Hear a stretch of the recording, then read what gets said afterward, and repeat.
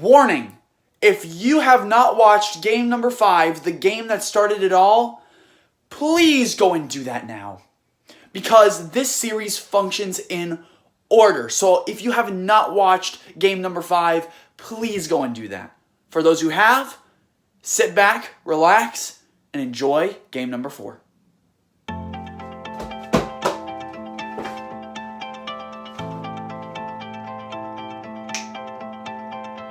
Hello, everybody. Welcome back to another video.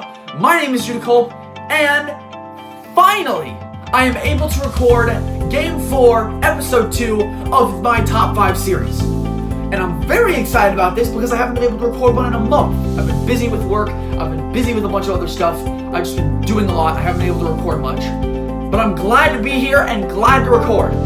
Now, if you have not watched game number 5, the game that started it all, please go and do that. This is your final reminder. Go and do that right now if you haven't, and then come back here once you watch that, because once you do that, things here will make sense. Okay?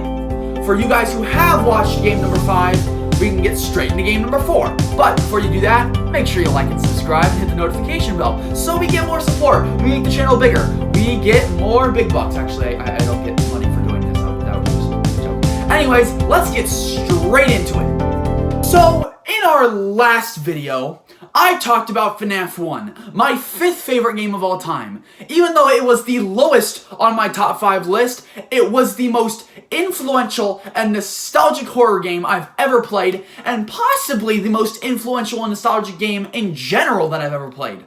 Because it brought me YouTube, it brought me all of the likings of the other horror games I played, etc.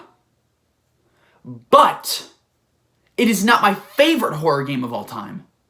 Because the game I'm talking about today didn't just bring me complicated lore. It didn't just bring me jump scares. It didn't just bring me terrifying, crazy monsters. It brought me world building. It brought me a world shrouded in chaos. A world where everything is horrible. A world screwed up by a tower. A signal tower. Do you know where I'm going with this, my friends? Today, I am talking about my favorite horror game of all time, Little Nightmares 2. Little Nightmares 2. Ugh, what a game. First of all, the thrills are just incredible. So many parts of this game just leave me at the edge of my seat. But also, the graphics and views of this game are just magnificent, along with the lore and the storytelling and world building. It's just such an incredible game.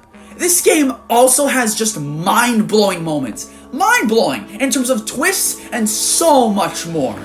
I could just go on about this game. This will probably be a very long video. Today, I am going to talk about Little Nightmares 2, why I love it, how I met it, how I fell in love with it, and why it's my 4th favorite game. So, Little Nightmares 2 is actually the most recent of the games on this list. Unlike FNAF 1, which I met many, many years ago, I met Little Nightmares 2 about a month and a half ago, which is pretty interesting. So, let me tell you about how I met this game. So, at the time, I wasn't having great horror game experiences. Dark Deception Chapter 4 came out, and it was good, but I had to wait 2.5 years for it, and I was like, that boy's still not gone after playing it, because Dark Deception Chapter 4 was not worth a 2-year wait. We can all agree to that, people who know Dark Deception. Security Breach came out, and it was good, but it didn't remind me of the original FNAF games. It just felt like worse Bendy and the Ink Machine, because Bendy and the Ink Machine did everything that game did so much better. Better lore, better everything, pretty much. I mean, it's a cool FNAF game, it's a good FNAF game, just it's a 3D horror game. It's not as unique as those original FNAF games. I talked about that in the last episode. So, I was just searching through eShop one day, and I found the original Little Nightmares. And I was like, hey, it's on sale for 75%. I'll buy it, I'll check it out. So I did, and I really, really liked it. I really liked the original Little Nightmares. I thought it was a really, really good game. I thought the puzzles were really cool. I thought the graphics were excellent. I thought a lot of the characters were cool. But there was one thing that was missing about that game that kept me on the edge of my seat, and that was the lore. I couldn't figure out the lore. There were like no hints about the lore in that game. You're on a boat with all these people who are eating constantly. Some of them look like they're wearing masks. You got a blind guy with long arms going out. You have a lady with a mask who can somehow turn you into a gnome. You gotta have some questions, don't you? And the game doesn't really explain that. So I was like, I gotta play Little Nightmares 2. I gotta get the second game. Gotta get the second game so that I can figure out the answers to these questions. So I did. I didn't care about sales. I bought it for $30 freaking. And Little Nightmares 2 was everything. It was everything I could have asked for. It was not only a game with scares that was scarier than the first Little Nightmares and had disturbing parts and disturbing lore and all of this stuff, but it had world building, real world building. That is what is so great about that game, because you have lore that is just so easy to spot, and it explains stuff in the first game. It really does. You have great characters. You have great everything. I fell in love with this game's graphics. Its graphics are so much better than the first game's graphics. Better characters, new characters. Overall, just like it explains so much. And that is so interesting. I always find it so interesting. And that is why I love the game. Now I'm going to go into detail about everything I love about this game. I think gameplay is so unique compared to the first Little Nightmares. Not only did they improve it, but also they added like teamwork mechanics. So like you can do things with Six when she's around, and like you can help solve puzzles. You two can work together to solve puzzles. I think that's pretty good. I like the areas and graphics of the game. I think the world building, as I said before, is absolutely stunning. I just think the Pale City, making the Pale City was just such a great idea. I just loved that. Bandai Namco did such an excellent job with this game. I don't even know how to start and talk about this. I could just go all over the place. I don't even know how to order it. It's just really just a lot I want to get out. So like gameplay, I just think is fantastic. I just love the gameplay. I just think it's so smooth. There's little issues, a few funny little glitches, but that's pretty much it. Shopping cart. But like, I just think the puzzles in the game are really clever, and you really have to think some of them through. I think like a lot of the areas and chase scenes and scary moments really get to you. I think some of the scary moments are terrifying in this game. Goodness, the school and hospital are just, man, I can't go through that area ever, no matter how many times I play without getting goosebumps, dude. Man. And also, the soundtrack. Oh my goodness, the soundtrack is just incredible. I would totally be playing the soundtrack with this video right now, but I don't know how to do that with this app, so. But yeah, like, I just love the gameplay. I think the gameplay's great. I don't think there's really anything else I really have to say about it. I think the only minority of it is that sometimes there's a few minor glitches. I think sometimes you encounter a glitch or two. That's pretty much it. Besides that, it flows really nicely. I just really like some of the effects they put in, like when you're getting chased by the Thin Man. My favorite part is like when you get chased by the Thin Man and everything's in slow motion. I just think that's so dang cool. So yeah, gameplay, just so smooth overall, super unique for a horror game. These are the kind of things I want to see. This is why I love FNAF 1 and Little Nightmares 2, because they're not just 3D platforming horror games. They're unique. They have things about them that make them very unique for what they are. And that's why I love the gameplay of Little Nightmares 2. Don't get me started with characters. You make two amazing silent protagonists and then some of the best villains in a horror game? Really? I love this game, dude! It's full of surprises! What? Wow! Crazy, man. Mono and Six, the two silent protagonists and main characters of this game, are excellent. They have great lore, great communication, and just something that is so unique. And they're such a complex duo. They're not just, let's get through this apocalyptic world together. There's so much more. So much more. There's something about Six towards Mono that just, there's something between them that is not just how they're trying to survive together. There's more to it. There is. It's just incredible. The lore behind them and everything about them is just flawless. Flawless. I just... And then the villains. The hunter, the teacher, the doctor, the patients, the bullies, the Thin Man. What in the world? These characters came from heaven, but they also came from hell. They're so good. They fit with the environments they come with. They're scary to encounter. They're strange and monstrous in their own ways. And there's something about them that is just so terrifying. Terrifying. This game takes the characters and environments and makes it scary. They take real life environments that are actually scary and they make them part of this world and even more terrifying. That's what they do. They do it. I'm spitting all over the place right now. You didn't have me ranting about FNAF 1 like this. You're having me ranting on about Little Nightmares 2 about this. I am speaking like a preacher right now. I am the preacher of video games. Subscribe to the channel. I think I've already made my point about the characters, dude. They're just so good. The hunter has so much mystery behind him. He's a guy with a bag over his face who has a shotgun. No, he doesn't have a shotgun. He has a rifle. Never mind. The teacher is a teacher whose neck stretches out and is just terrifying in every way. She's just so scary. The doctor is so weird, but so disturbing. He looks so strange. So strange. And then you have the patients who are terrifying because they only move in the freaking dark. The bullies are scary children with glass heads. They're like moving dolls. You want to see that every day, don't you? I'm not gonna stop yelling, aren't I? And then there's the Thin Man, the main antagonist of the game. His design and his lore and his story,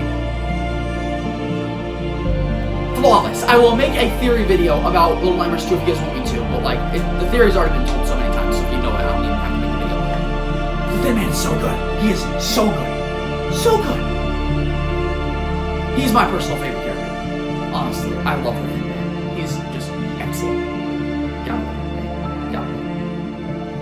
The game's characters, flawless. I absolutely love this game's characters. No doubt about it. This game's storytelling, magnificent. Just magnificent. It just, unlike FNAF 1, where like you have to look really closely to find these hints, and even then is the lore like conflicting because people believe this and people believe that. Little Nightmares 2 walks you through a world, a city. It tells a story. It doesn't just say, hey look, if you look closely right over there, you'll see a sign that says 5 children were murdered. It tells you a story. It tells you a story. And once you finish the game, it's just up to you to impact what that story is and what the game's story is telling you. That is good lore. That's what Bendy does. And that's also what Little Nightmares does. And personally, I think Little Nightmares 2 does it better. Because as you go through all these parts of the game, you see everything. You see houses that are empty. You see a kid tied to a chess piece and he's dead. You see things written on walls. You see symbols. You see so many things. So many. And even though many things of the game are uncovered through game's secrets, once you find the secrets, they're there. Honestly, what's a game without secrets? So, like, this game tells you a story that is telling you of a chaotic world in which these characters live in. What is that story? That's what it's telling you. And with that story, you can piece together what it is and what the rest of the games it means. Also, the storytelling and world building in this game makes the first game better. Because when the first game was out, the one thing that struggled the first game with was what was even going on. Why were people on this boat? There wasn't enough lore to handle all this. 2 fixed all that. The second game fixed all of it. Fixed all of it. It made a base. It made the base story for what Little Nightmares is. For what the world of Little Nightmares is going through. And it explains why the law exists. Why all these people are here. All of these things are freaking explained. That's what the story tells you. It says, Do you want to know what's happening on the mall and why that's happening? Here's why. That is good storytelling. That is true storytelling. And trust me, I love a game with a good story. To conclude, I think Little Nightmares 2 is one of the greatest horror games ever made. It's my favorite horror game of all time. FNAF 1 was excellent. Number 5. It was nostalgic and influential and started a lot of things for me, and I wouldn't have been here if it wasn't for FNAF 1. But when you play a game that not only has better horror qualities than FNAF 1, like scariness and characters and better lore, but also things a regularly good game has, like world building and characters and storytelling, you're like, there's no way that FNAF 1 beats that. There's just no way. Because even though FNAF 1 is great and unique for a horror game, the lore and story is not as nearly as good as Little Nightmares lore. Like, playing Little Nightmares 2, it changed my perspective completely. It changed what I love about horror. It took a while for it to sit in, but when I finished Little Nightmares 2, I was like, it's amazing. That was a masterpiece. That was an excellent game. I played that game 3 times. So I recommend, if you haven't played the Little Nightmares series, I really recommend you check it out. I really do. There's so many twists and influential moments in that game. So many. So many. The moment where Mono throws out his hand and fixes the TV signal. The moment where he holds out his hand again. He goes through the TV and then he stops the Thin Man. He blasts him back. The moment where he brings the signal tower to him. The one part where Six is a monster and Mono has to free her. The moment where Six lets go instead of pulling him up. The moment where Mono becomes and is the Thin Man. It tells a story. It tells a unique story. And the twists and turns of what happens in the game are just incredibly clever and fascinating. They really are. Little Nightmares 2 is the masterpiece horror game for me personally. And Little Nightmares 2 is my 4th favorite game of all time. Next time on my top 5 series, we're finished with horror games, people. Horror games are set aside. Now, we're in the top 3. If you thought Little Nightmares 2 was such an influential game to me, wait until I tell you about my 3rd favorite game of all time. The game that I pushed myself to 100% completely. It was a game that's got gunning and running and a whole bunch of goofiness. So if you're looking for fun and a dash of heebie-jeebies, then make sure you come by for the next episode where I talk about my 3rd favorite game of all time. That is all. Thank you guys so much for watching this video. If you guys enjoyed this, make sure you hit that like button, hit that subscribe button, and turn on that notification bell so you don't miss a thing.